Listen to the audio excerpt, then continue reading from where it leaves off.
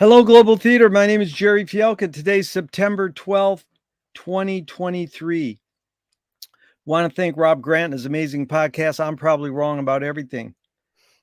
It's an honor and a pleasure to be here for part two with Are You Sirius? Where in the heck you calling in from, are you? From Marin County in California. That's very Beautiful cool. Marin. We covered a lot, and I had a lot of fun and learned a lot in part one. Since And then, I've grown a beard. oh, yeah, there you go. I grew it. It was a lot of hard work, but I managed to accomplish that. I actually prefer to look androgynous, but given that I haven't had my teeth replaced yet, I figured there's no point in even trying at this particular moment. Someday I'll come back into the world looking just like Mark Bolan. There you go.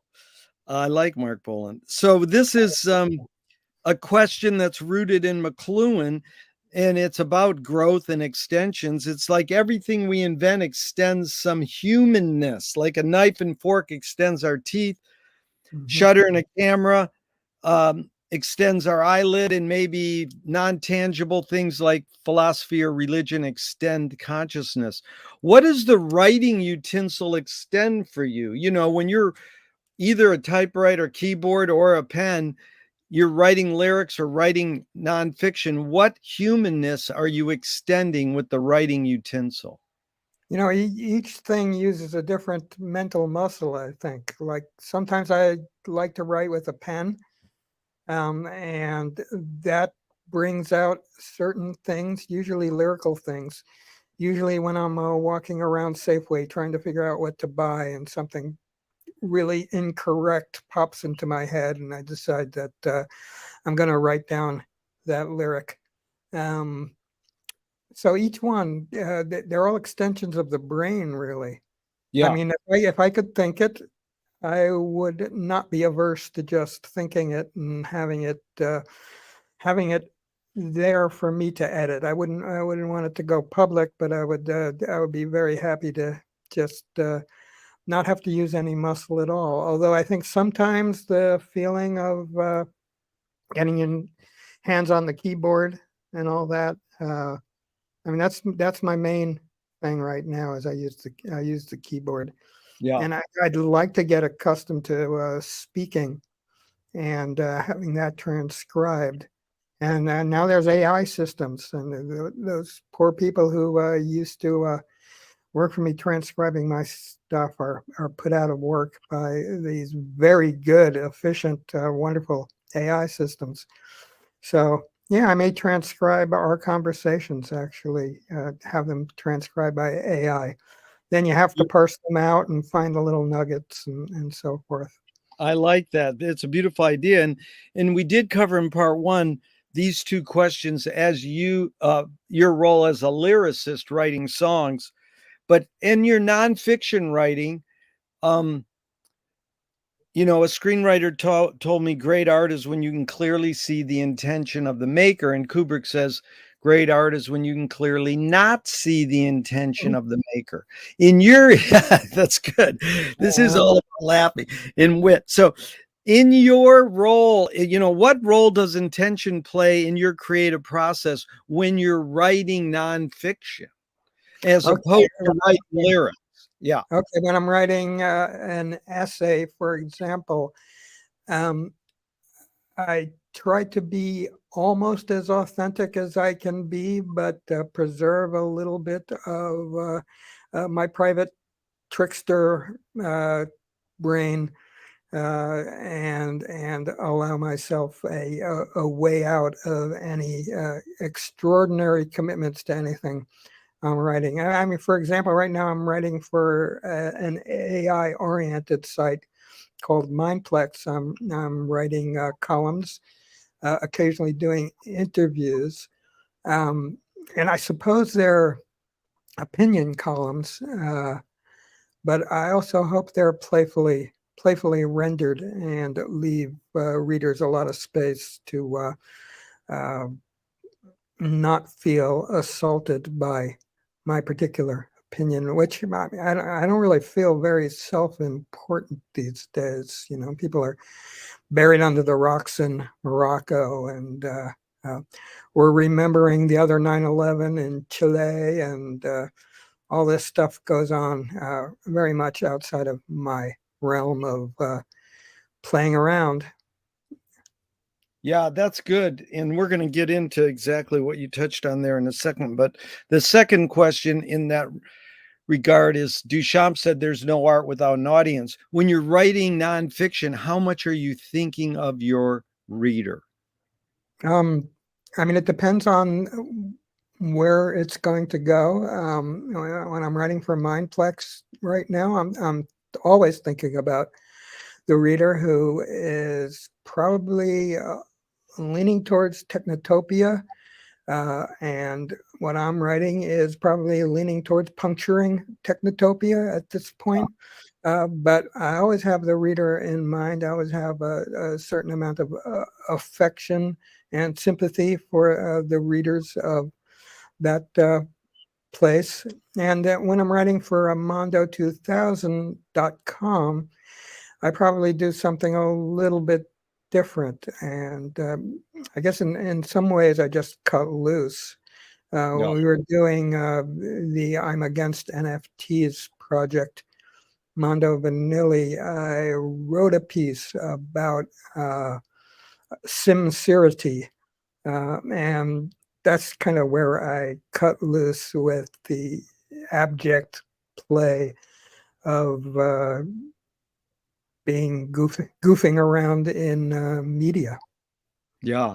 I guess is what we're doing right now, I think. Brilliant are you, because you touched on that. Your lyrics for the song Illusion of Agency, you talk about crypto anarchy. And Utah Phillips said anarchy is making rules for yourself and not other people. Who's Right. entitled to make the rules? Exactly. Yeah. And then on the other hand, what do we do on a planet with 6 billion people and people's behaviors impacting on other people's freedoms? What do we do about the environment? I view the whole thing as way too complex for me to have a hardcore politic about any of it. I've been writing something called By My Apocalypse Songs, another set of lyrics that I'm a little hesitant about presenting because I stay absolutely true to the title. There's like no air in it. It's just doom and gloom, 100% totally committed to that. And of course, on the one hand, that maybe is not the best thing to put out in the environment right now. And on the other hand, maybe that's exactly what's going on, and you follow your muse. And I just hope if I do put this up, which I might do in the next few days, that people will understand that it's just a piece. It's just another work. But it's the idea too is who's entitled to make the rules. I struggle with the wording on that question for a while because I don't like the word entitled or who should make the rules or who does Right. make the rules. But then, you brought up the word that's the root of that question, and it's freedom. And etymologically, freedom, it reads giving oneself one's own laws. And so the basic question is, what does freedom mean to you now? But I'll set it up because T.S. Eliot said, freedom is only truly freedom when it appears against the background of an artificial limitation. And that caused that. I like that. Yeah, well, it caused McLuhan to respond with a question. How are you to argue with people who insist on sticking their heads in the invisible teeth of technology, calling the whole thing freedom? Yeah. So we're free now. We got the internet. So what does freedom mean to you now? Oh, absolutely nothing. I'm pretty sure. Yeah, that doesn't mean shit to me. Other people may have. I mean, that song that you referenced, it's called Yeah. "Illusions of Agency," Yeah. And crypto anarchy is just one of the many illusions of agency that are listed in the song all down the line. Um, so any belief system, I think Bob, old Robert Anton Wilson was pretty accurate on the limitations of belief systems and certainties. Uh, Well, are you just jumping back to being aware of your readers in your lyric writing and your nonfiction writing? You brought up Leonard Cohen last time, and Leonard says the only way you can sell a concert is if you put yourself at risk, and if you don't do that, people know. hmm. What role does risk play in your creative process? Interesting idea. Although you had a chameleon like David Bowie, who was also an incredibly successful artist who hid behind a wide variety of masks, including himself, for his entire career. And what was the question again? What role does risk play in your creative process? Risk taking. Yeah, I have to feel like I'm taking a little bit of a risk when I'm writing something to make it interesting. Um, I don't feel like there's a lot of real risk involved in me writing something. I think if I had more influence, I would worry about that. But I think my influence is very minimal at this point. I've just been congratulating Walter Isaacson on his new book about Elon Musk with my own quip. He put us on the cover of Time magazine back in 1993. That was my moment of glory in terms of widespread influence. Perhaps I don't know. I don't know how to judge those things. Well, that's good. And what does courage mean to you now? Hmm. Hmm. Getting up every day and dealing with what I have to deal with on a daily basis, which Yeah, involves physical difficulties, not entirely of my own. So that's the main courage, and then to find the place and time to actually have something to say. That's a little bit courageous. To be a little bit politically incorrect, I think, is very courageous right yeah, now. I try to avoid it to a certain extent. Although if I do present By My Apocalypse songs, the last lyric will be they canceled Lenny Bruce. yeah, So I am at play in those shifting areas of identity, which I am. It's not entirely comfortable for me, and it shouldn't be. yeah. Yeah, Sam Goldwyn nailed it. As for my critics, I don't even ignore them. Yeah, right. Yeah. But, Viola Spolin's an amazing person. She basically spawned Second City, the Groundlings, Saturday Night Live by being a social worker in Chicago and in developing role-playing exercises that flipped into creating comedy improv. And she said, if the audience cannot see your struggle to achieve something, they cannot root for you to achieve it. What role does struggle Mm. play in your creative process? Um, well, I mean, it's always there. I think that the struggle of a lifetime of being a weirdo um, goes into everything. And Yeah, I think particularly there's always a backdrop for me of my experience in the 1970s when I did kind of live in the streets. I hitchhiked around. I had some relatively privileged years of couch surfing and some relatively rough years of couch surfing. But I'll never forget all the people who died and went to prison and went into psychiatric hospitals trying to deal with the edges of psychedelia, leftism, anarchism, um, life, and just being weird. Yeah. And those years are always a backdrop for me of anything I think and feel.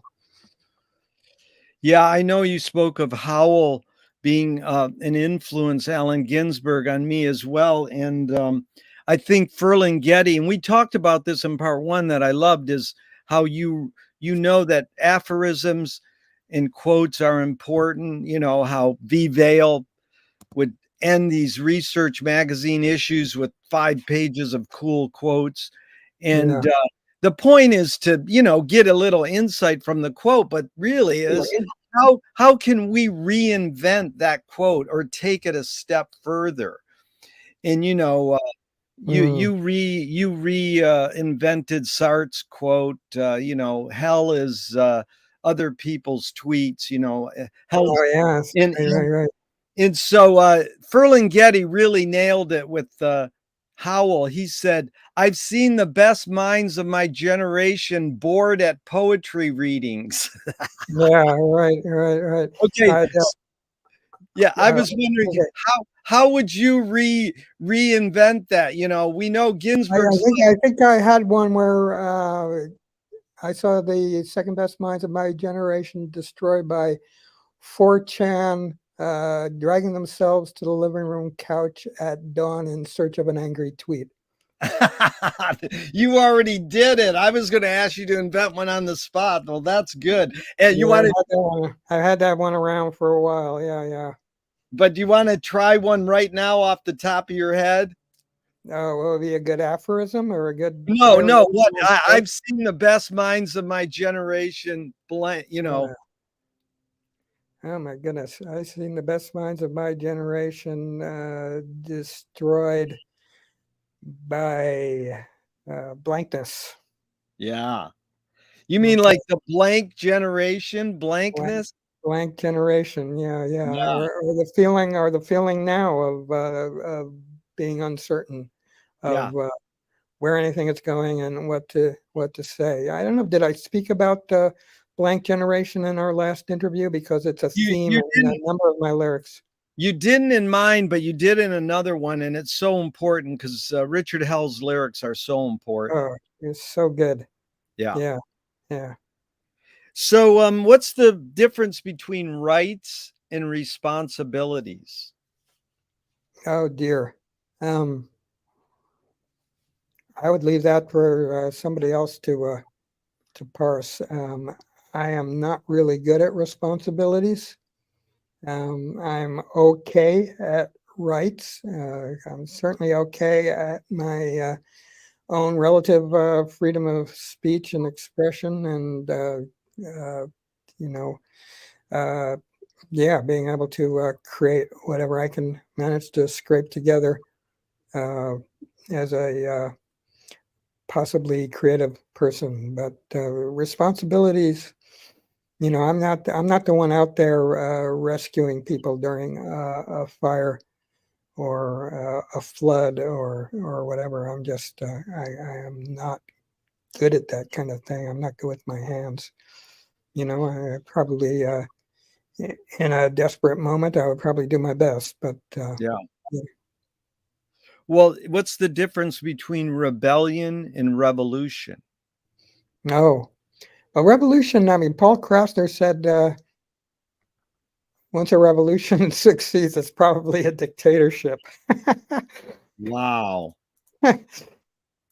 So that's coming from a leftist too. That's a pretty funny and accurate representation of what happened in the 20th century.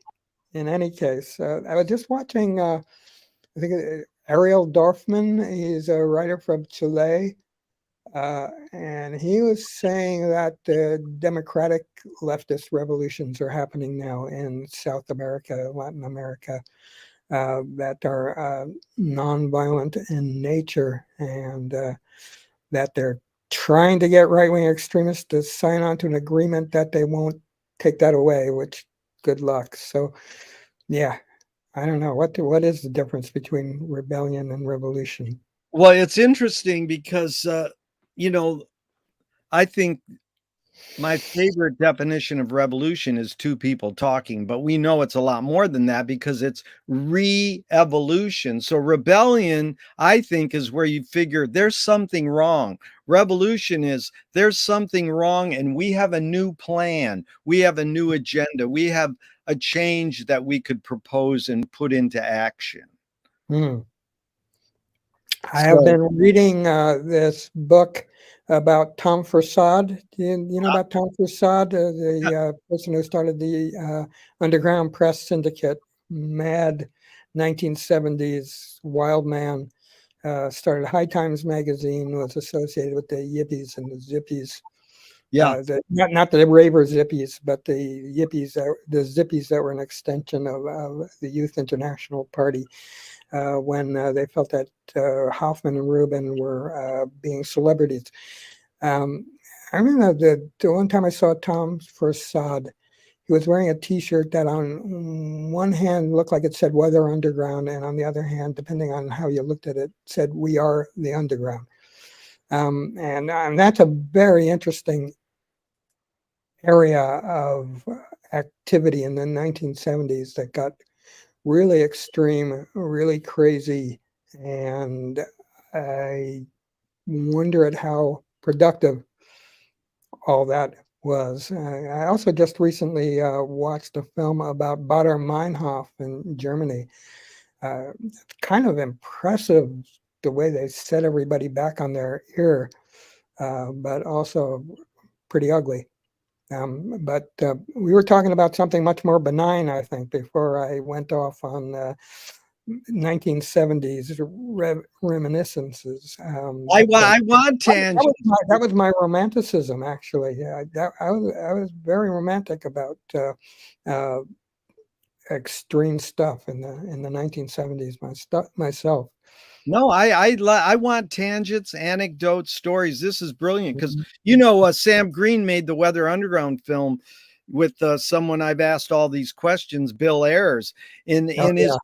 his partner making the film gave Bill Ayers a baseball bat, and they're walking down a street in Chicago interviewing him, and he's got a baseball bat in his hand, and I was like, why'd you put a baseball bat in Bill's? Bill said, I didn't ask for that. They just Right. put it in as a prop as part of the film.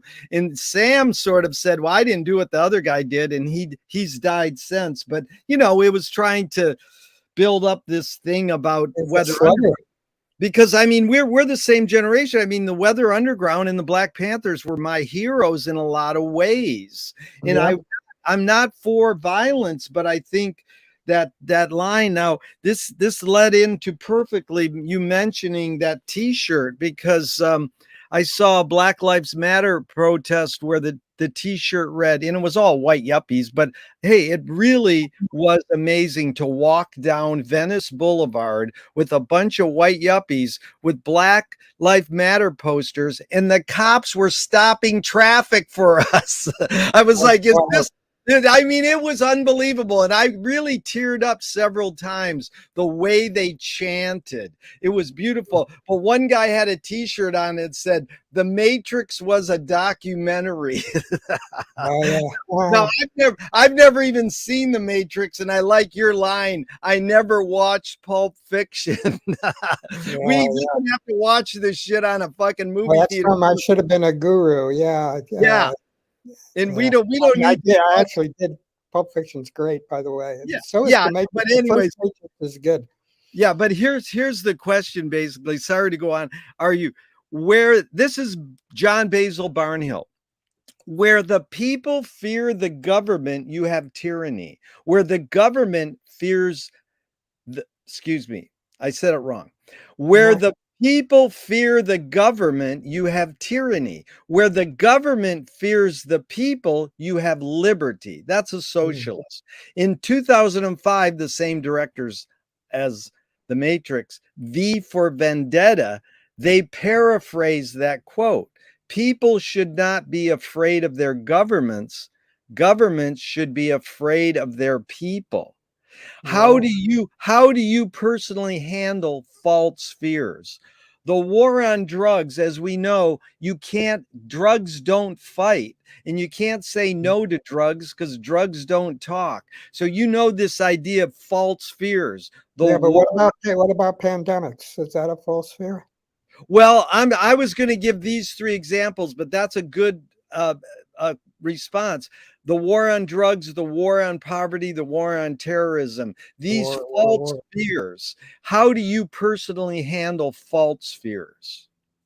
Um, I think I can identify them pretty clearly. And in some areas, those things might be a little bit wavy.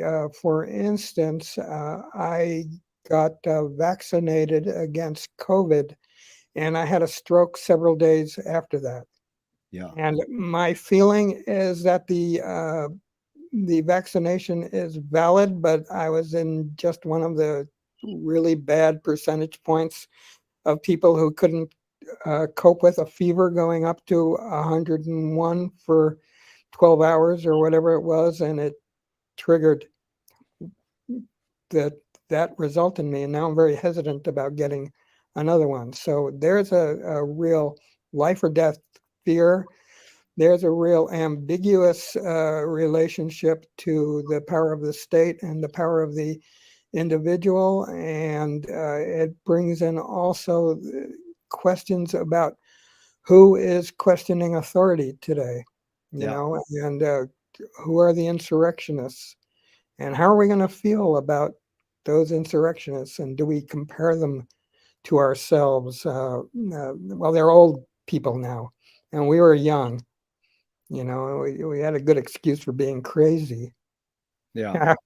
But I mean, I just view everything as really complicated now. I Very stick with my "By My Apocalypse" songs stance pretty heartily. That there's nothing much more to say than that. yeah. Well, I feel for you about that because, all my friends basically never got flu vaxes. And then we literally, went along with the COVID vaxes and, it's had its ups and downs. And I don't know where to stand on it all.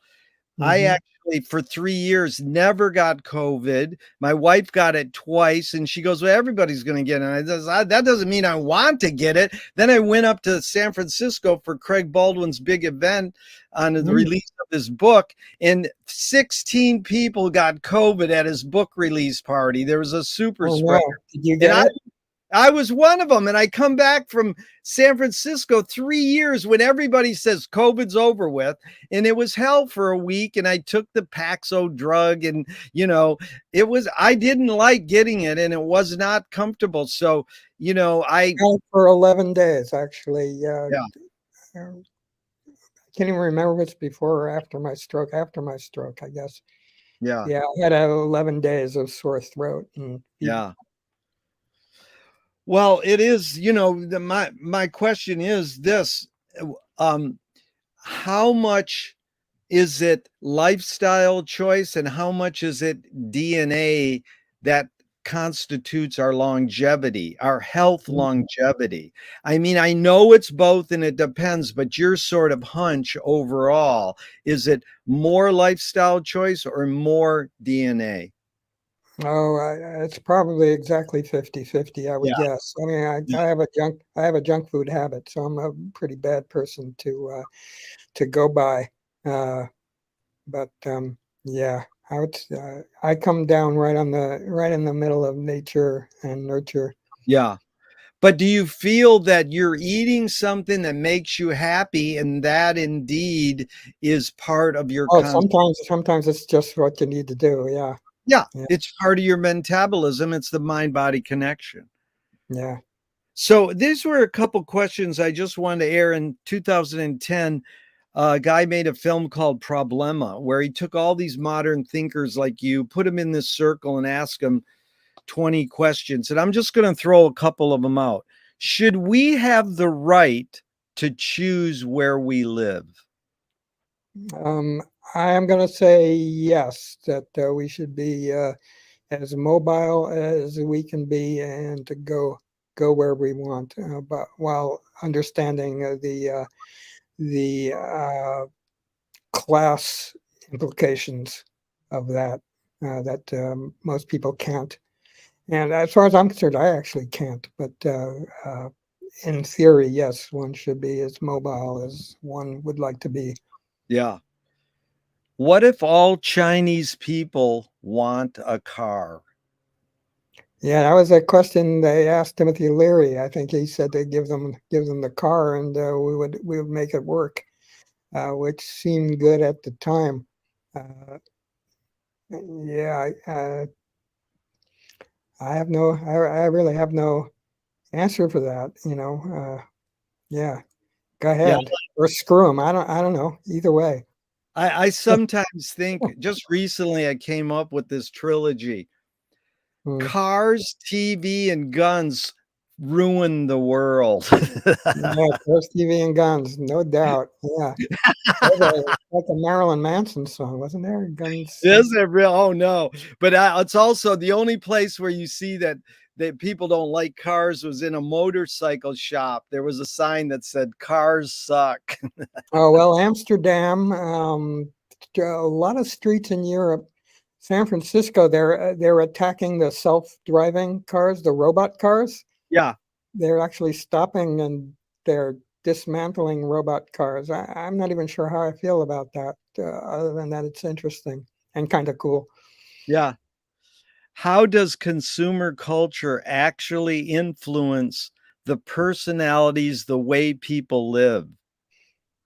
Well, I think I am probably more influenced by rock and roll than I am by any radical theories. And thus, I'm a creation of pop and the marketing of Little Richard and Jerry Lee Lewis and Elvis Presley and Fats Domino, and then via the Beatles and the Rolling Stones and punk and everything else. Everything came to us largely through corporations Yeah. that served the plastic to form an identity that's probably more important to me than anything else, just because it's fun. It's only rock and roll. Yeah. Yeah, well, that's funny. I was dying to ask you, did you watch the Rolling Stones new video of their Yeah. single? Yeah. What a letdown. Oh my God. It's like, listen, let me vent for 1 second. It's like we grew up and do you like the Stones or the Beatles? And the Stones were more street. Now they've calculated how to homogenize a fucking radio hit. It's just like, oh my God. Yeah, and I really thought, well, I'm waiting for the album, but I really thought Jagger was going to give it one more push, because he's probably jealous of Bob Dylan putting out good albums, and Keith Richards putting out good albums, and Yep. David Bowie putting out good albums. But I Yeah. wonder if there are two people who are too comfortable with being super rich, and that's Jagger and McCartney. Yeah. And because Bowie and Dylan are not comfortable with that, they're able Yeah. to locate their muse in other than calculated ways. Yeah, when both Keith and Mick were on the cover of Forbes, I just go, this is not rock and roll. But then they Grateful Dead were on the cover of Forbes. well, yeah, but then Keith helped finance the funeral for Hubert Sumlin, and I went, okay, I'll give him a break there. Yeah, Richard Richards does some good stuff. He works with Tom Waits and so Yeah. forth. And so I asked Craig Baldwin once, film as an art form has been swindled by capitalism. And he said, yeah, and it's our job to swindle it back. Yeah, good luck to him. But I mean, is that becoming your enemy in a way or not? No, I think somebody who does what Craig Baldwin does, that's absolutely Yeah. he's absolutely true to the game, Yeah. as is Mark Hausler and Negative Land, and Yep. yeah, all those people who are the residents, all those people who are really outside of pop Yeah. are, those. I just can't help it. I kind of have a pop influence myself. Yeah. And a couple more from the problema questions. How do we stop our governments from going to war? Holy crap! Ah, mm, boy. Um, yeah, I can't pretend to have an answer for that. No worries. What are the myths that we need to create to change the world for the better?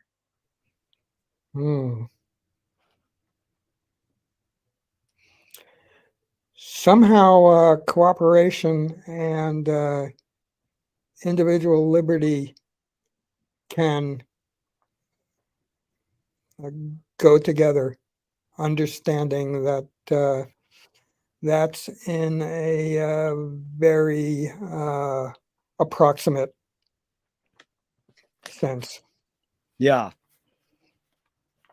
But it's like, are they asked Sidney Lumet, can movies do anything? And he says, they can't do diddly shit, but it's not going to stop me from trying, and Right. I asked Richard Modiana, the great poet, can movies actually do anything? He says, yeah, they can get kids to wrap their cigarette pack in their t-shirt like James Dean did. Yeah, yeah. But there are important movies like Battle of Algiers and I was Harlan just thinking of County. that. Yeah. No, Battle of Algiers is a perfect example.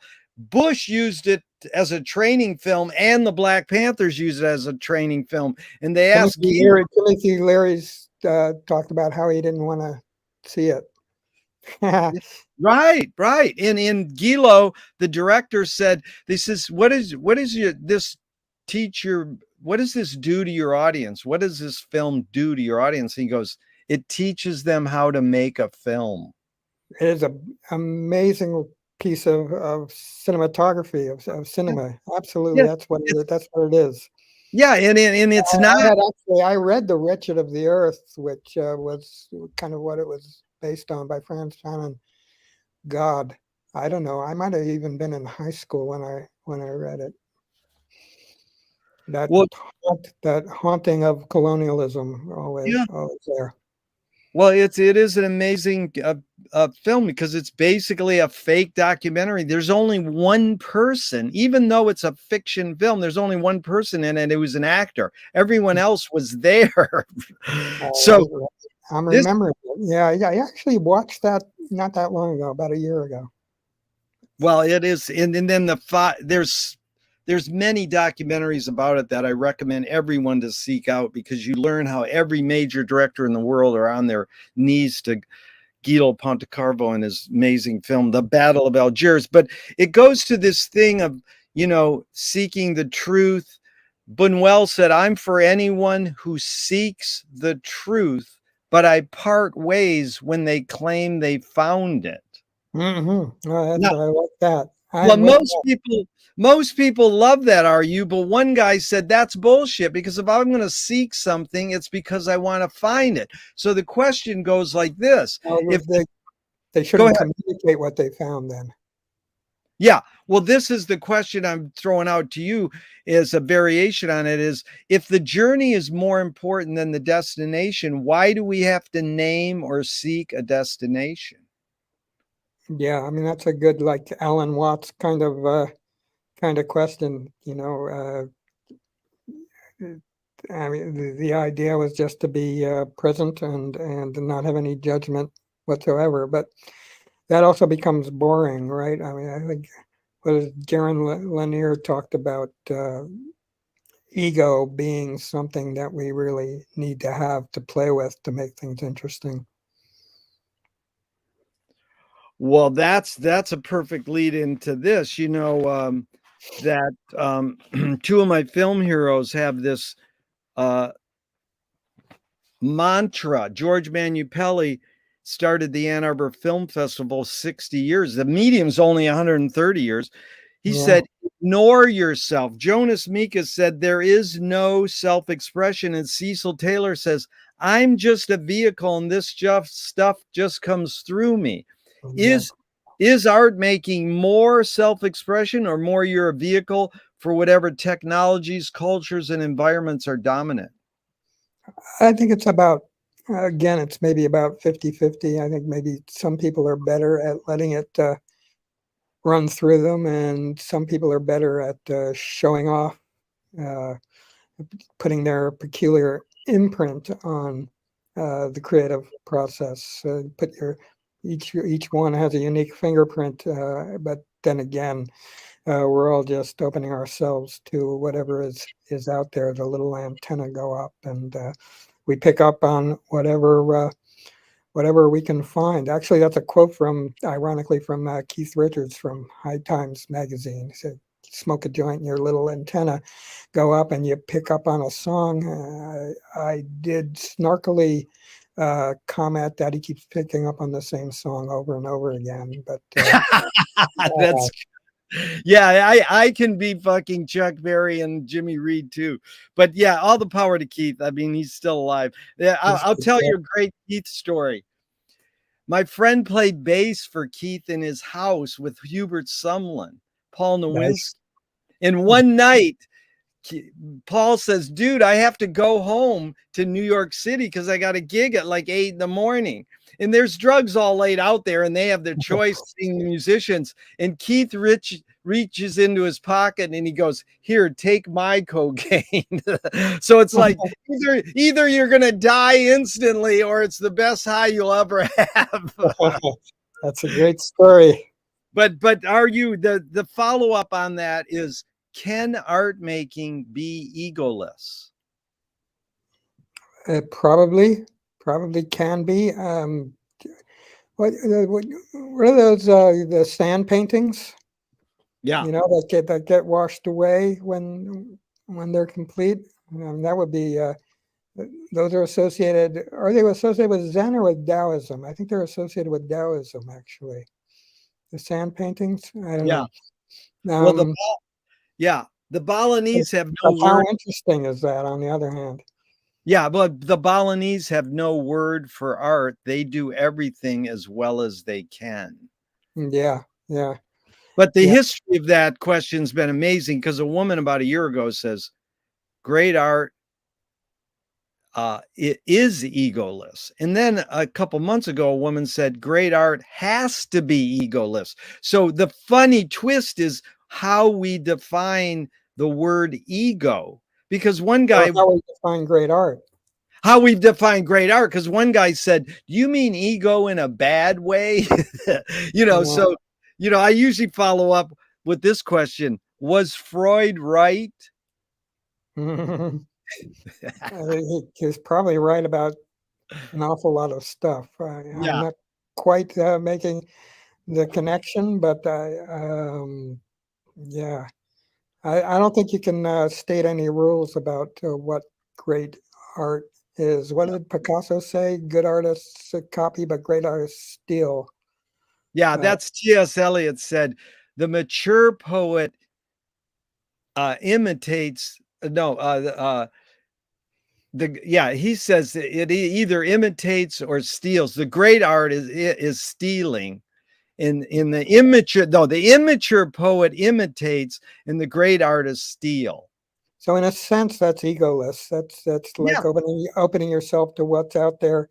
And then, I mean, that's the game of 20th century, 21st century art, is just taking whatever's out there and reframing it. Yeah. There's a Campbell soup can, pow, there it is. Well, it's Duchamp saying the artist of the future will only have to point. Yeah, I have a song called "We Are Duchampians of the World" that one of these days, maybe my partner Scrappy Duchamp will finish into a song. He has spoken of making into a song, but has a reframe, the same refrain. Oh, I can't remember the exact lyrics. Okay. But well, you will be able to read it somewhere online someday. And It actually is on mondo2000.com if great, you look up, uh, um, yeah, what's the name of that collection of lyrics? I'm not Infinite Gesture. If you look up Infinite Gesture, right. you can find the centerpiece really is "We Are Duchampions of the World." Yeah, and definitely hook me up. I'd love to have Scrappy on my podcast, but I Oh, want he to go back. should. I want to go back because you mentioned Negative Land in that thing about being a vehicle or a vehicle or a channel for these dominant cultures in your art. One of the Negative Land guys said Missy Elliott learned how to sing from car alarms.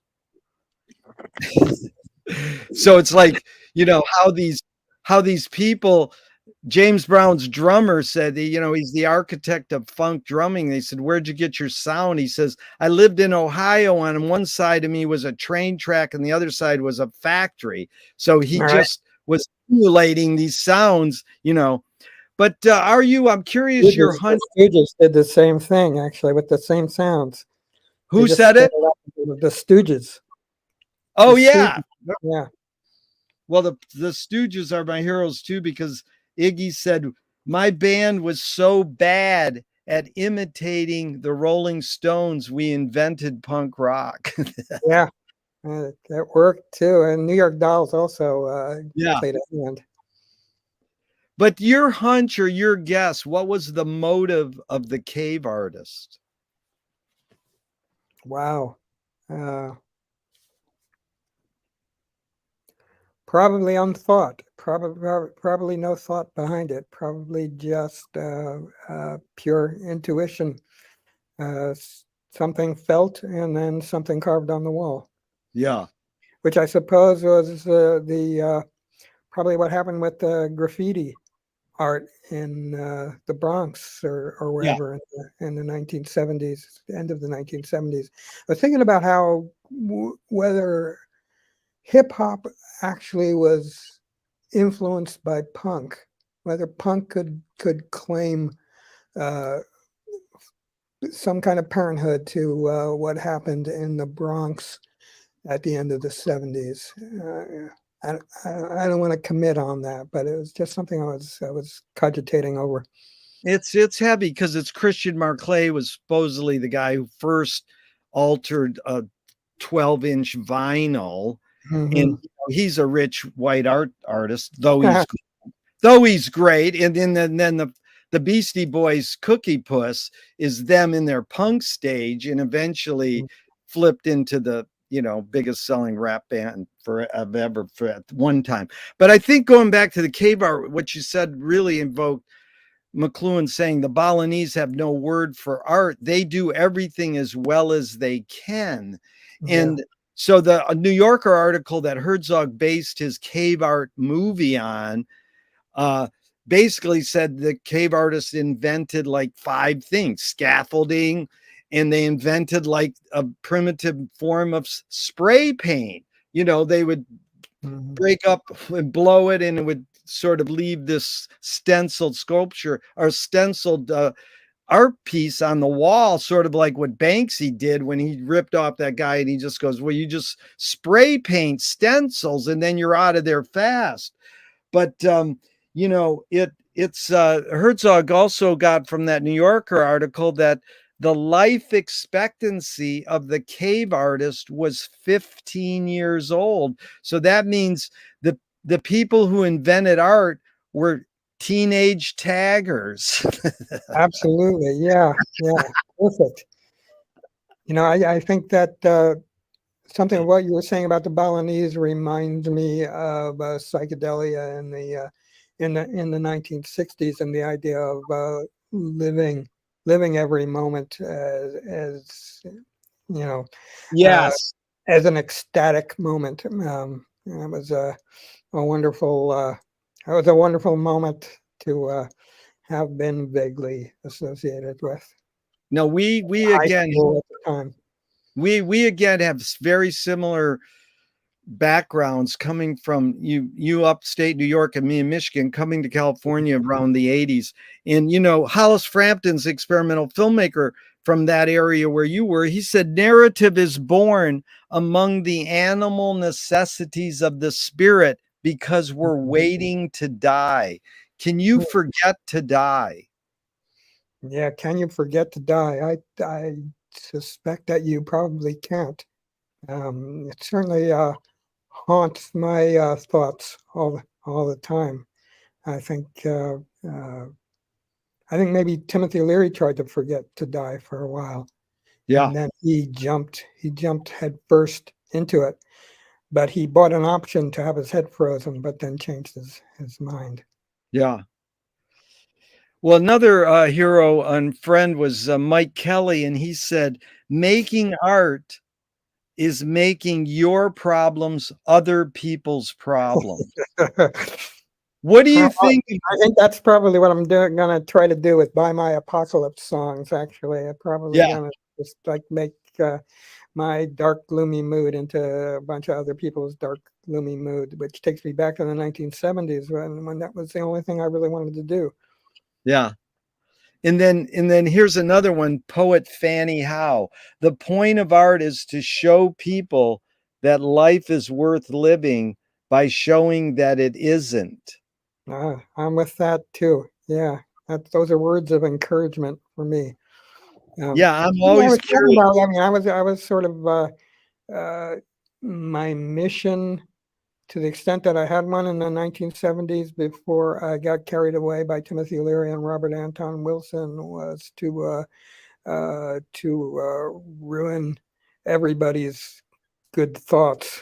Yeah, That probably took me from Neil Young and Crazy Horse, The Last Dance. At the end of that song, you can live your own life laid back and laughing. No, no, no, no, no, no, no, no, no. Onward to for about that 5 minutes, through that and punk rock and glam rock and all that stuff.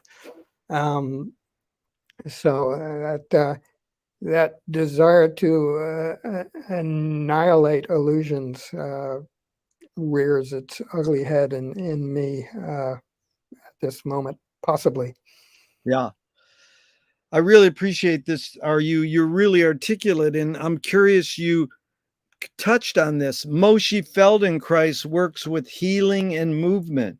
He says Mhm. it's literally possible to identify a weakness and incorporate it to become a strength rather than normally taught to overcome a weakness. Tell Mhm. me, tell me a weakness you turned into a strength. Hmm.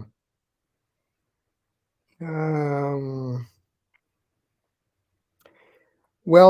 I think allowing High Frontiers and Reality Hackers and Mondo 2000 to happen uh, without forcing too much on everybody else who is engaged in that. And particularly when you get to Mondo 2000, where it really became uh, a widespread influence, both outwardly and inwardly, with people coming to us with their stuff. And for me, starting off trying to make it kind of technotopian and then allowing it to be as dark and peculiar as it needed to turn, and really letting the cyberpunk writers in fully. All that was a letting go of my own imprint, and the fact that I didn't feel uh, like a strong person, big shot leader, is probably a weakness that was a strength, because That turned into a I let that strength. happen. Yeah, that's good, because tell me one major element. You've been doing this for many years. One major element of your creativeness that stayed the same, and one major element that's changed in the years you've been being creative. Okay, well, the one thing that stayed the same was the dark freak edge of it all. that carried forth from the disillusionment of the 1970s. And what became different was just to actually do something and put it out in the world occasionally. Yeah. That shocks me that I ever did that at all. And uh, m- probably mostly I reject I regret it. I probably should never have done anything, but there we are. There you go. What's more important, conviction or compromise? Oh, well, uh, in my case, I think compromise ended up being really important for creating magazines, Yeah. creating collaborations. Yeah. That, are you, to be honest, that's the answer I want to get. But Mhm. 80% of people say conviction, and it's Yeah. amazing.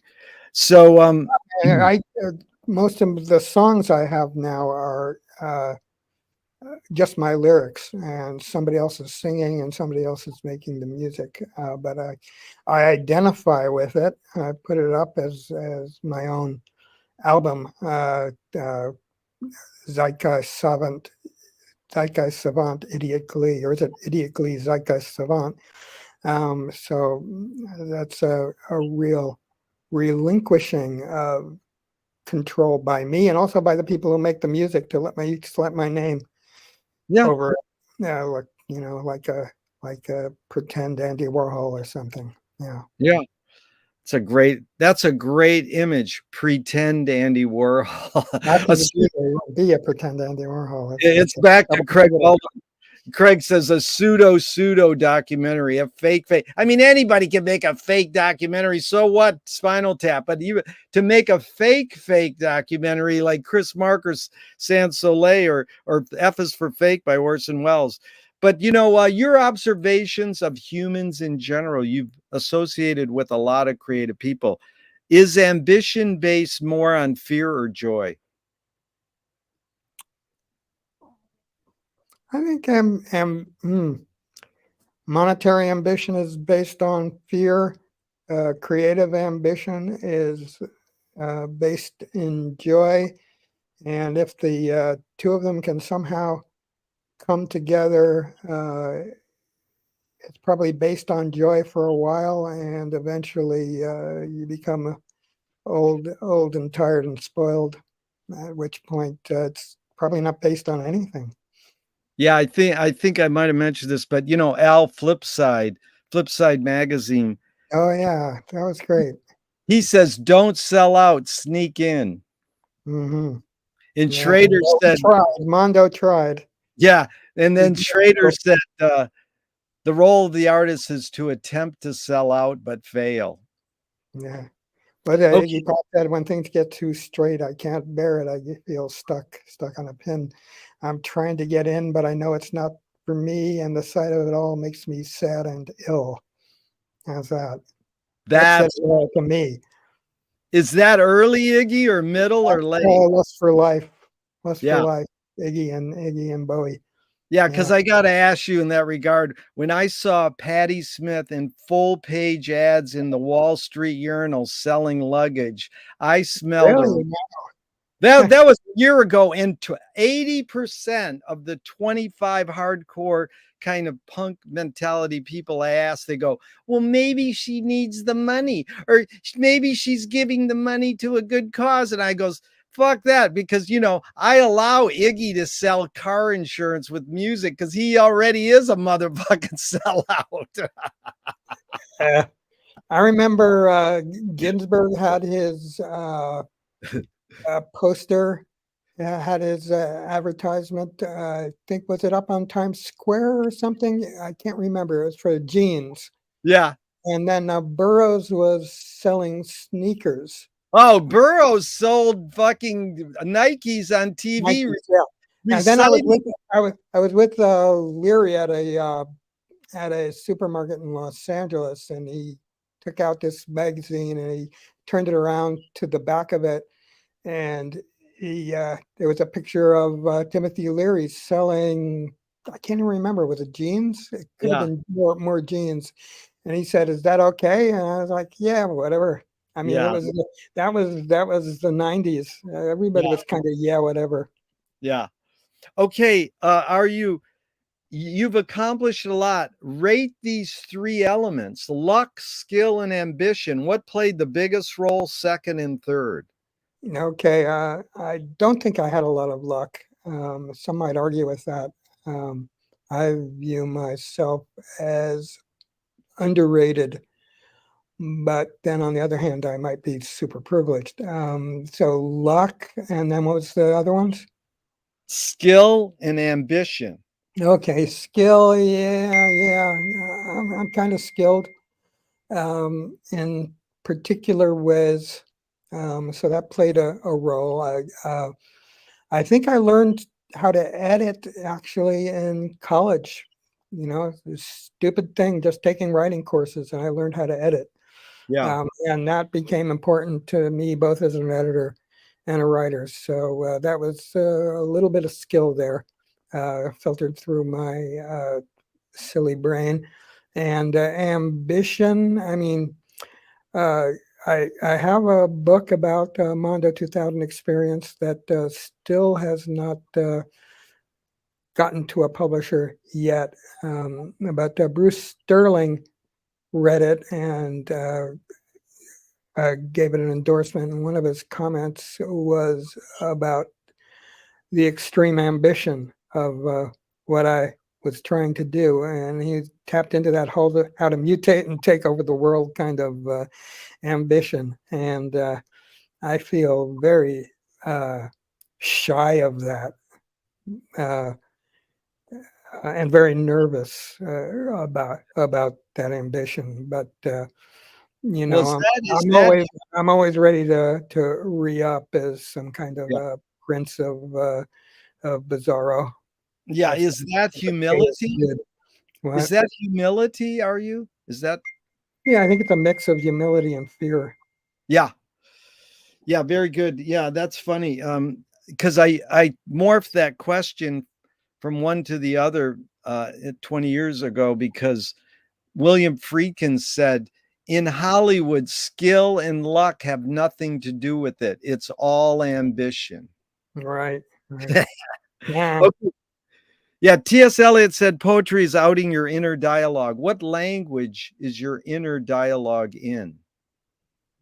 Hang on one moment.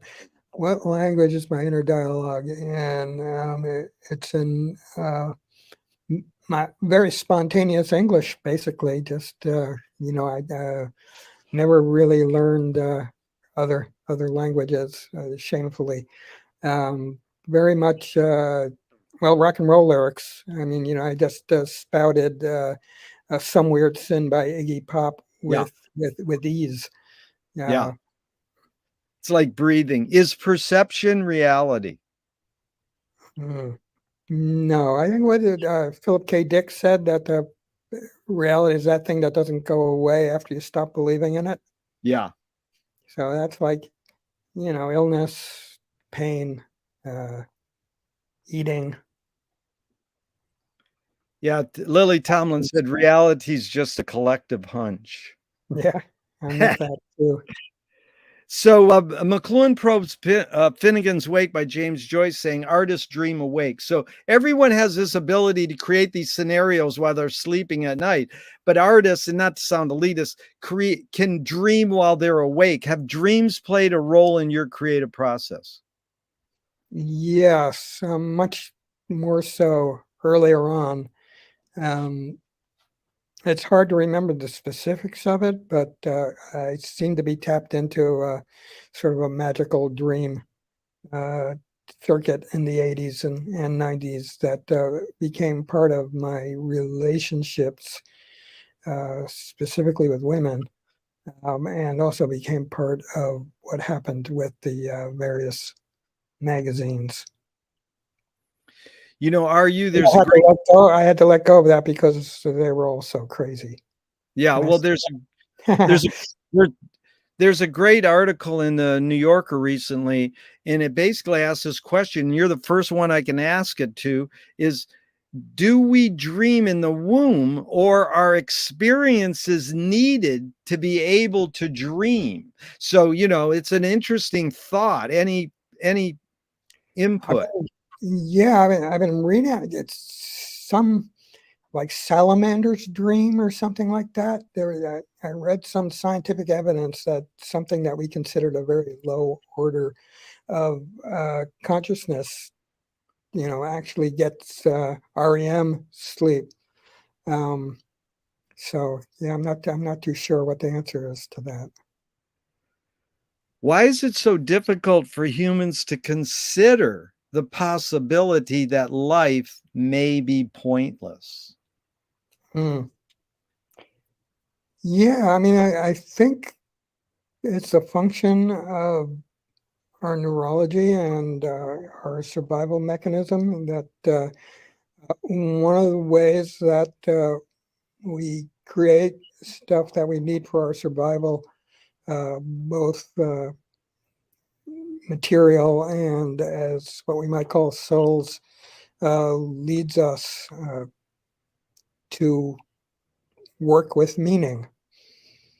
Somebody else said that asked him, would you rather be in a world with meaning or with overwhelming physical comfort or something like that? And found that everybody said they'd rather be in a world with meaning. Yeah. Well, that's I Viktor don't know. Frank.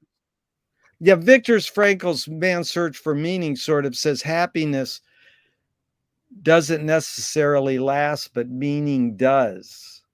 I think that's what I was thinking of, actually. Yeah. Yeah, and it's also McLuhan's line about, he says basically, I've sort of morphed it into this, that experience shapes our behavior when understanding should shape our behavior. Hmm. So, if the kid comes in from the cold and the parent says, don't touch the stove, their fingers are cold, don't touch the stove, you'll burn your hands.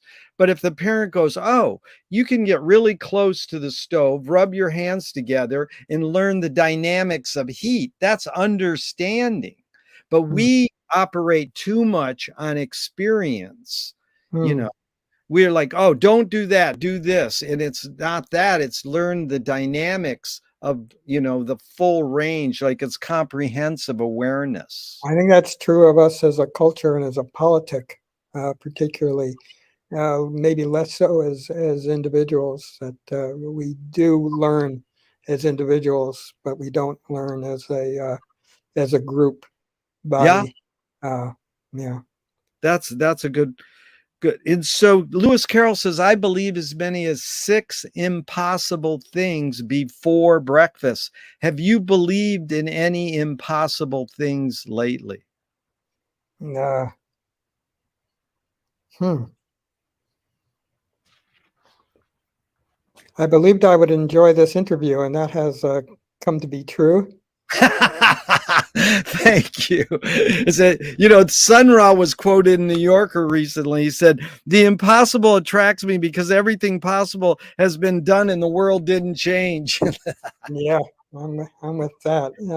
Yeah, I probably have probably mostly a foot on the ground kind of person.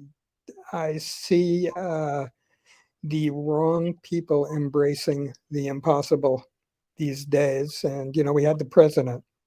We had that delirious president, Yeah, um, and it has made me a little bit cautious of promoting impossibility. it's an amazing thought. Yeah, DTs. Well, anger can be a productive emotion when fill in the blank.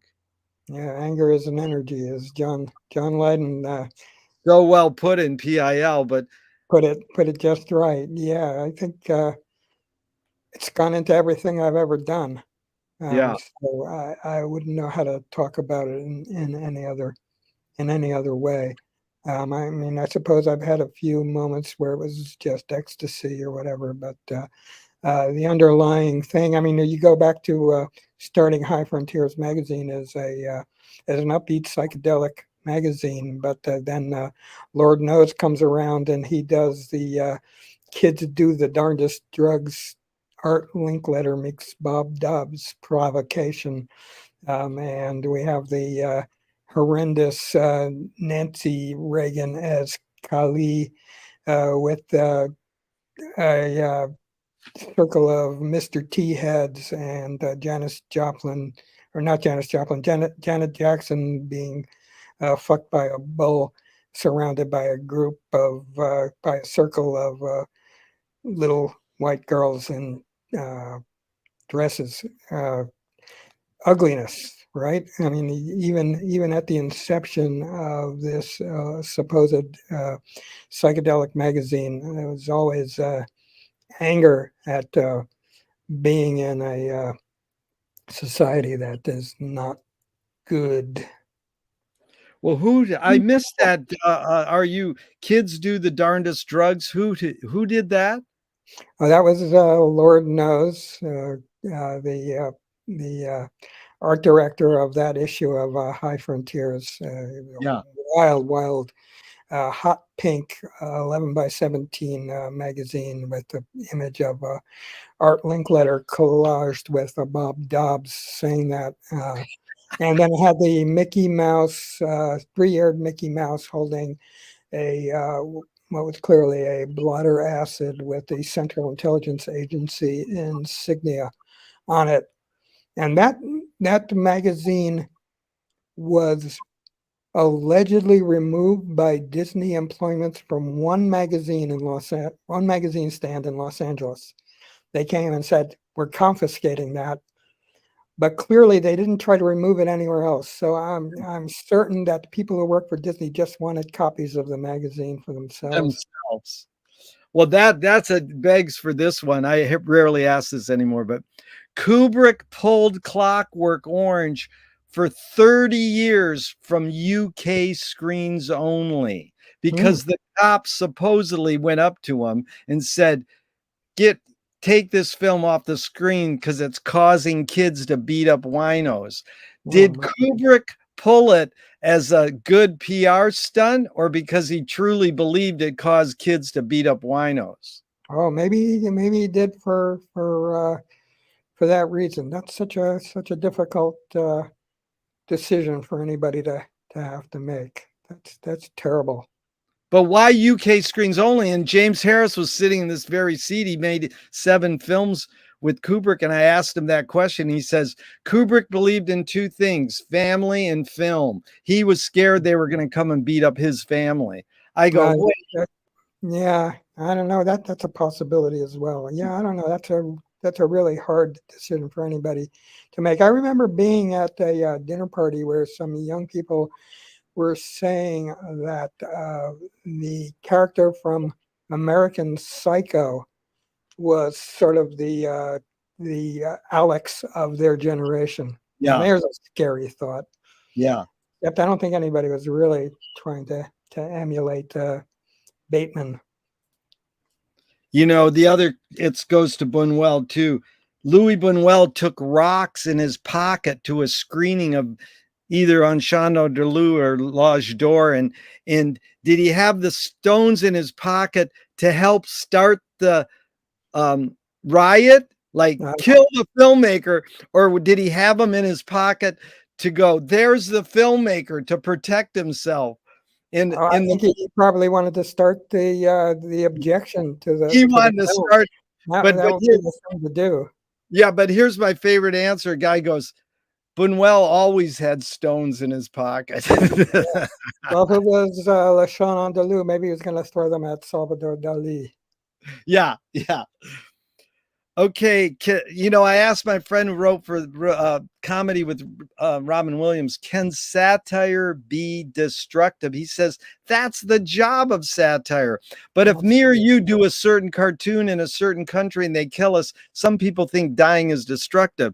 And Swift compared satire to a mirror in which people could see every face but their own.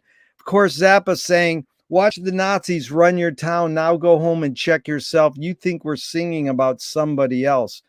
That's right. What's the function of satire? I think it's yeah, to keep everybody honest in a sense. I think satire needs to be directed. This is where I have a disagreement with some social justice movements. I think satire needs to be directed over, under, sideways, down, backwards, forward, square, and round, and in all directions. I think it's a service to a social movement to satirize it, make fun of it, even ridicule it. Yeah. And I think that's something that a lot of younger people need to get eventually, maybe. It's a great comment, and I hope have you read the Atlantic article about how Jon Stewart spawned, Carlson, Tucker Carlson, the Grateful Dead? But have you read that article? I would have read that. No. Oh, you gotta read it because pre Jon Stewart, it was basically investigative journalism. Jon Stewart brought in, we got $25 million to make news entertaining. And so then, well, he can do it. Everybody can do it. And I'm not blaming Jon Stewart. I'm just saying it's an interesting study in the evolution of political newsmaking. Yeah, I mean, there's some people. There's a show on Fox, kind of a comedy news show. I can't remember the name of it. And some people have trouble admitting that they're funny, but they know how to do their snark. Yeah. You run into that. It goes back to PJ O'Rourke. He was pretty good at snark. I couldn't get George Carlin to admit that PJ O'Rourke was funny, though. Yeah. Yeah, I was fortunate enough to work for Carlin for half a year, but Krasner is the godhead. He said when the Tea Party started, he goes, "That's what we were doing." It's like, whoops. Yeah. There, it's the snake. It's the snake eating its own tail sometimes. You got to be self-aware. I'm not sure I see that among deep, long ago veterans of the 1960s. I'm not sure I see that self-awareness that they're seeing themselves through a distorted mirror in terms of insurrection and stuff like that. I'm not sure that they're noticing, or they don't want to notice. No, you do have a comprehensive awareness of all these great cultural thinkers, and I appreciate it because you got to admit, Krasner saying, "I take sacred cows and turn them into hamburgers." Yeah. He's our man. Krasner's the best. Yeah, I only believe in reincarnation in one of my past lives. Yeah. What's the most significant difference between men and women, physical aside? Oh dear. Oh God. I'm definitely desiring to avoid that question. I haven't figured it out. I haven't figured it out yet. Let me put it that way. The idea that the opposite gender, whether it exists, or the opposite sex, which probably exists, the idea that it's mysterious to one such as I is not supposed to be the case. Everything is supposed to be obvious, and people just have basic human needs that need to be attended to. But I do think there's something else going on, a dynamic between and amongst the genders and sexes that also can include the male and female dynamic. And there was the one who invented the term yuppie. I can't remember her name, but she once wrote a piece in the East Bay Express about how she couldn't stand. I can't remember what the word was for it, but it was touchy-feely New Age men. Yeah. Which now might be politically perfect men or whatever. And she said she didn't like that. She needs something to rub up against. Yeah. And I think there's some of that can't be spoken of. And I have in one of my songs, I have a word I use called, it's rascalinity. Yeah. And that may be something that helped to create the counterculture, and might be something worthy of some weird sort of preservation in a museum somewhere. Dude, that is a Finneganese word. It's like Chuck Berry invented motivating. Rasculinity is an innate. Masculinity. Dude, that's Masculinity. Finneganese at its that's A plus Finneganese, man. That's Okay, beautiful. so I'm like Hunter Thompson had it, Kesey had it, Leary had it, Abby Hoffman had it, Yeah. and it should be thoroughly denounced, but also completely appreciated. What caused matriarchy? Oh, uh, probably a bunch of men being stupid. Yeah, yeah. Well, Did it that's ever happen? Did it really happen? well, that's a good question. I wouldn't want to ruin it with an answer, but I'll tell you this. Zappa said that stupidity is the building block of the universe. Yeah, it's And the you only resource we'll never run out of. Yeah. right, but it is. I mean, aren't we all trying to unlearn and not know because we're so filled up with confidence in what we know? Because, to admit that, how do you flip not knowing into,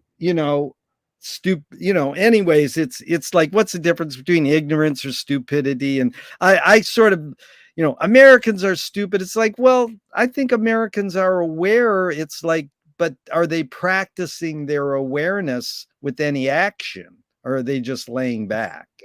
It's hard to tell. Hard to, Yeah. I mean, I have not spent a lot of time in other places recently. I did spend a fair amount of time in Europe in the 1990s, and I felt like uh, it was sort of vacant, and that America was this cauldron of badness and goodness and madness and creativity, and that I actually, as much as I'm in favor of European socialism and all of that, I felt like they were just resting over there, that they didn't have any challenges.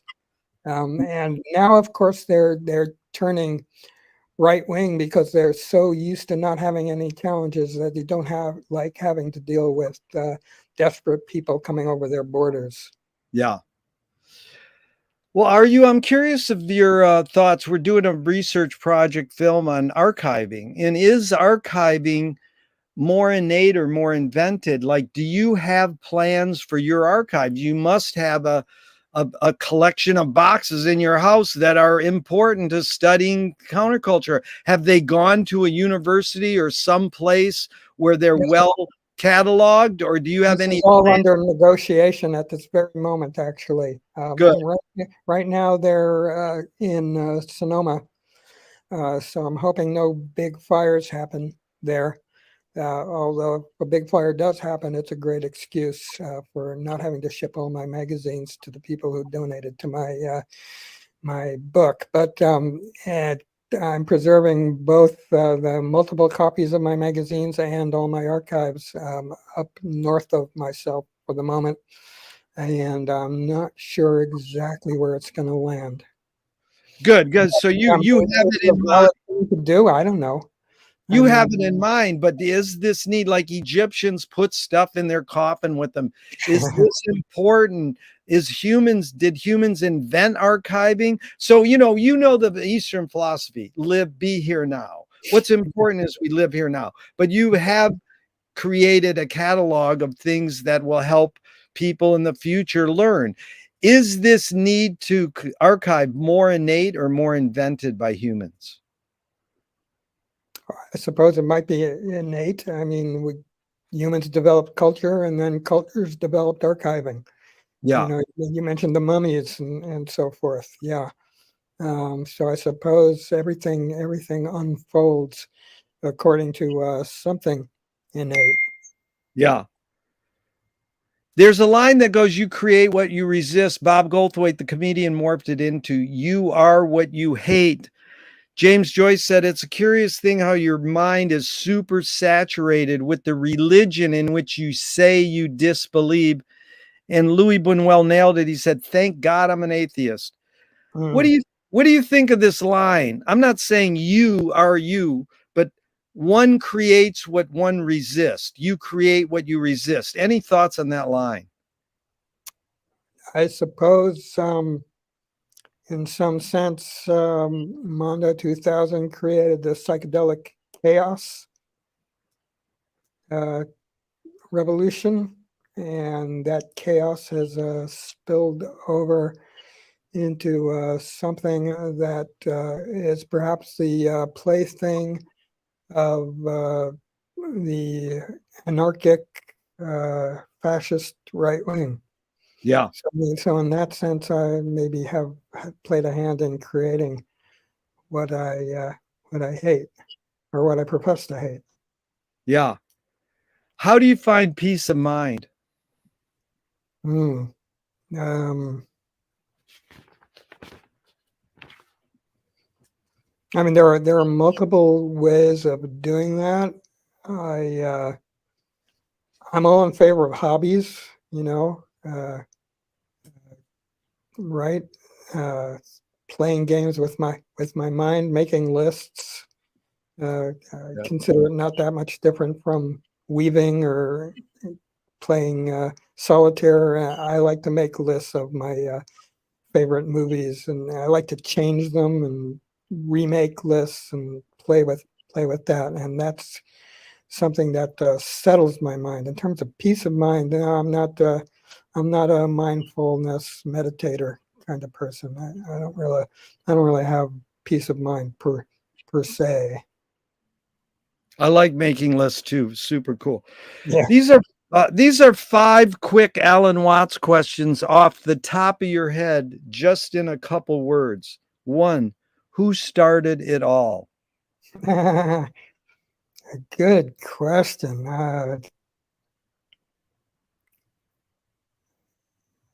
For me, I'm gonna have to say my mom. Beautiful. Are we going to make it?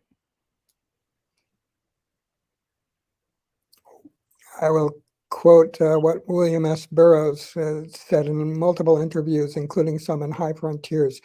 What do you mean when you say the word we?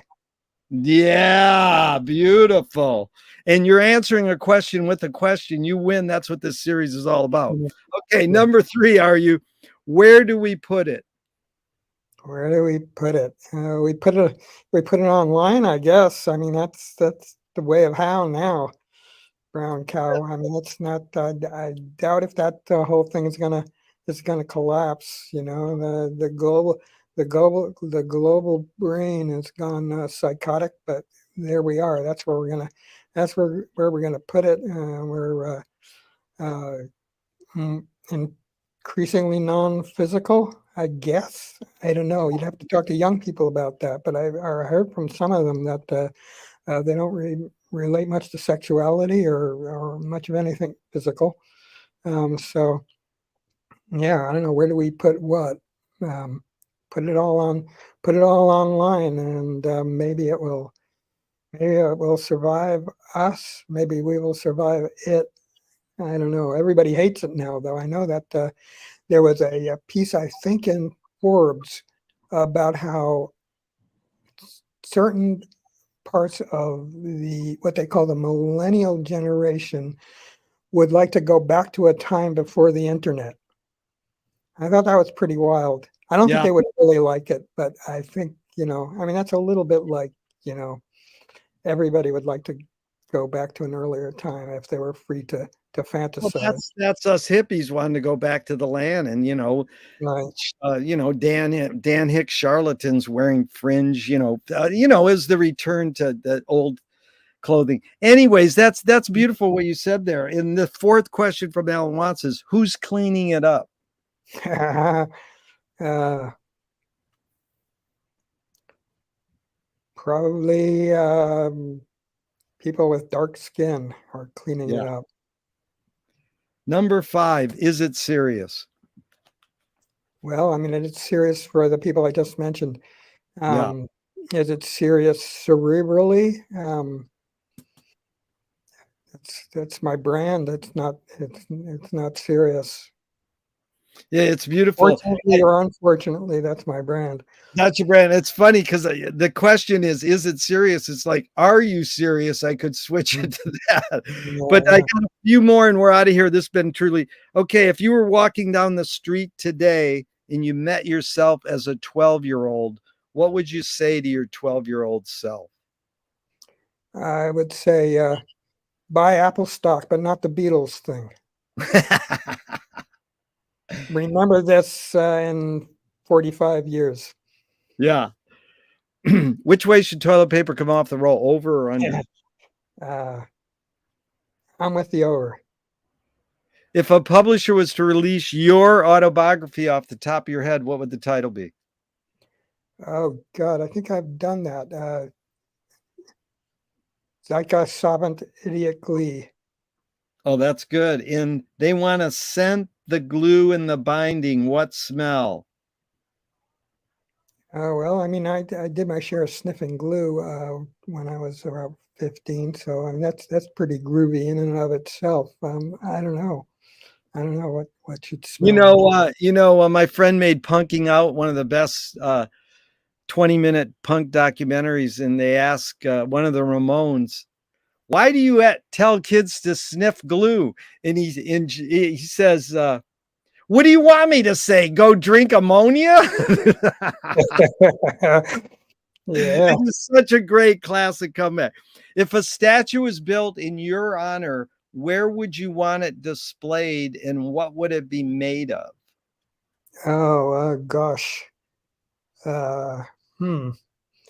I think it would be made of birthday cake, Oh, and nice. it would probably be consumable. And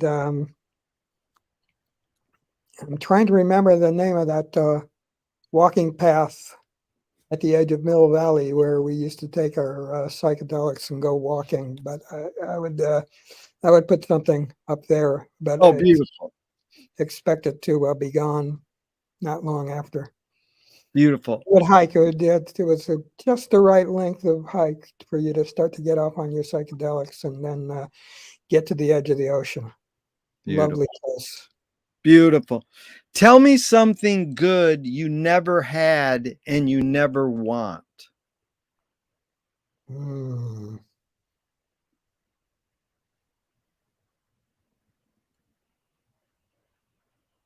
never had and never want. At my age of maturity at this point, I would say lots of hot girls. It's good. You never had it and you never want. That's good. Yeah, few, but yeah, yeah.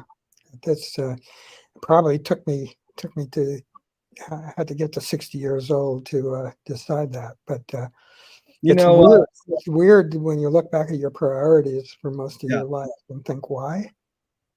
The joke, the kids buy their old dad a prostitute, and she knocks on the door, and the guy opens the door and he goes, uh, "What are you here for?" And she goes, "Hot sex." Oh, wait a second. No, she says super sex. He goes, "I'll take the soup."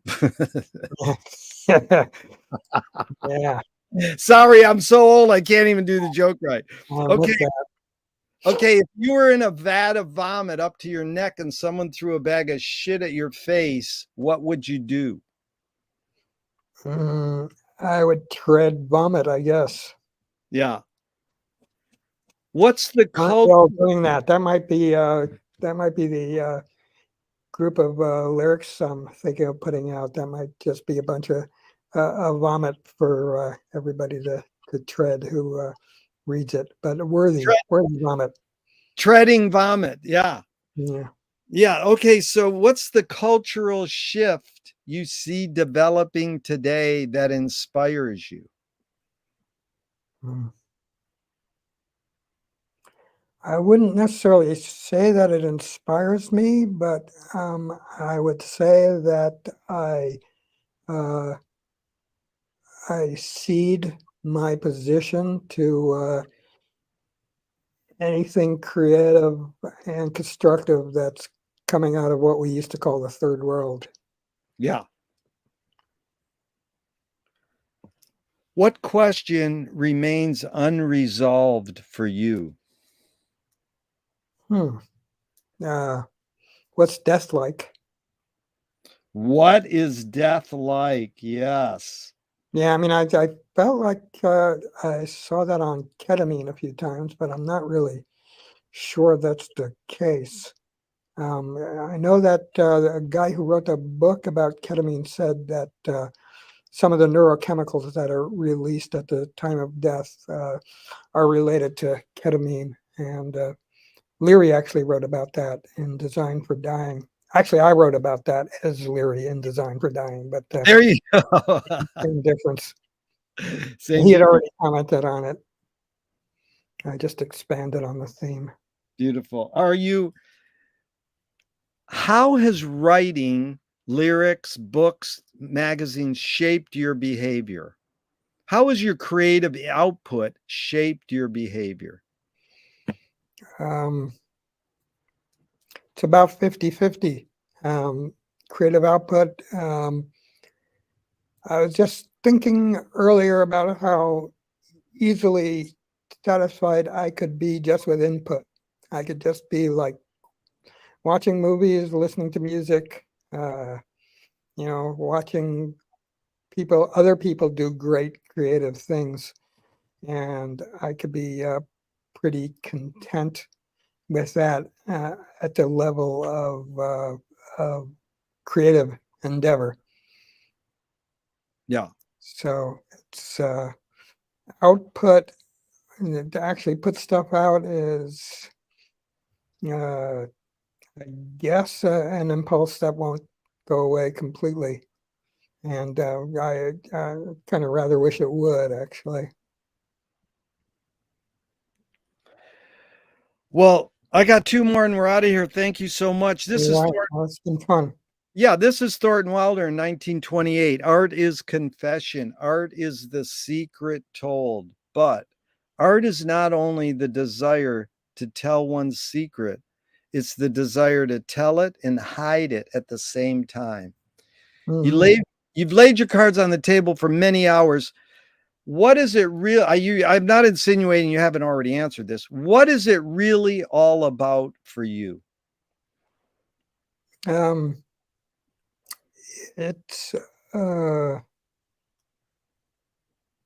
it's about questioning, really. I mean, it's about not knowing ultimately. I mean, it's about survival, which my creative output is not really helping much. But it's about, for me, mostly it's about not knowing, Yeah. and somehow something coming from that, coming from uncertainty and wanting to make everybody else feel a little bit wobbly and uncertain Yeah. as well, particularly people in my own uh, s- social class and world, people born into the American middle class. Yeah. I can't really speak for wanting to affect anybody else. Yeah, it's hard. I mean, I feel the same way. It's like we were talking earlier about what great art is. I think great art is it fucks your shit up and it says, I can do that. You know, Let me you know, read one. Let me read one. yeah, I can First, do that. But first, it is, you don't want art to coddle you too much. Our art has all been nice and coddly, and it's like, no, you want to. I always say going to a Frank Zappa concert was like your head is a washcloth and he wrings it out. yeah. Well, he did the cosmic debris. He nailed that pretty hard. Yeah. Yeah. Well, I like how you brought up chaos in one of your YouTube interviews. And just today in Finnegan's Wake, we read the word. It goes uh Chosmos. It's Right. CHAOSMOS. It's a Yeah. combination of chaos and cosmos into one. Yeah, yeah. I think that comes from the chaos magic area. Yeah. Area. Yeah. The last It's a question, good are thing to you? be playing with. Oh, go ahead. Say it again. I was just saying it's a good thing to be playing with. Yes, the cosmos and the chaos, both. Mm. What gives Speaking of you? which, I have an interview with Antero Ali, who is a great Yeah. master of chaos and filmmaking. And that's up on mindplex.ai. Uh, and let's stop to pay tribute to Antero Ali, who has worked with the Eighth Circuit model for years and years. Yes, I indeed asked him all these questions once. I agree with you. I'm glad you mentioned that. Mhm. And in closing, what gives you the most optimism? Mhm. That there's a lot of things happening in the world outside of myself that I haven't taken into account and I don't completely understand. Um, Yeah. and that people with a great deal of resolve are going to keep on, even if I just kind of screw around. Yeah. That's Louis Buñuel. Long live the living. Like Yeah. Frank Zappa, don't stop and keep going. Let's keep the wheels turning and hope that